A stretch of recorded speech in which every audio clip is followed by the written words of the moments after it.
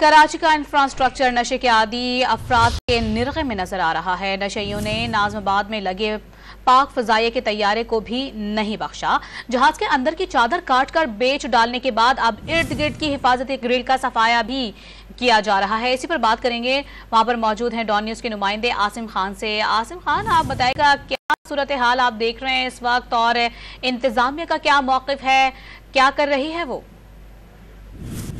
जिस वक्त कराची का इंफ्रास्ट्रक्चर नशे के आदी अफराद के हाथों लुटता नज़र आ रहा है और अब पुलों और फुटपाथों की ग्रिलें काटने के बाद वो जो महंगी यादगारें हैं, जो एक कीमती चीज़ें हैं कराची की, वर्सा हैं, उसका भी जो है हाथ साफ करना शुरू कर दिया गया है। इस वक्त मैं नाज़माबाद में मौजूद हूँ। आप देख सकते हैं कि पाक फ़िज़ाइया की जानिब से इस शहर की खूबसूरती के लिए दिया गया 2004 का तोहफे का जो है अब जो है लूटमार शुरू हो चुकी है। मैं अपने कैमरा मैं आमिर शाह से कहूँगा कि वो दिखाए कि ना सिर्फ इसकी जो बाउंड्री वॉल है उसकी ग्रिलें काट ली गई हैं, बल्कि अब जहाज़ को भी जो है मुकम्मल तौर पर तबाह किया है। यहाँ पर बाकायदा जो है नशे के आदी अफराद अंदर बैठकर जो है ना सिर्फ नशा कर रहे हैं, बल्कि जो इसमें अंदर आहनी जो जस की चादर लगी हुई थी वो भी काट के जो है यहाँ से फ़रोख्त कर दी गई है और अब ये बिल्कुल अंदर से खोखला हो चुका है। और यहाँ पर नशे के आदी अफराद जो है बड़ी तादाद में मौजूद होते हैं और इंतज़ामिया जो है वो एक तरफ तो